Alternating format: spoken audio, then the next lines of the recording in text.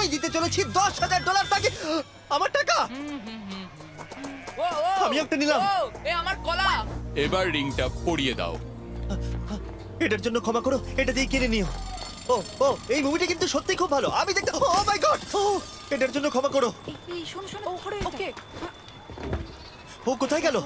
ওই ও, দিকে। ওদিকে, ঠিক আছে। দাও। আরে হেল্প করার জন্য কিছু তো দাও। আমার টাকা ফেরত দাও। আরে এটা টাকাটা দিয়ে যাও।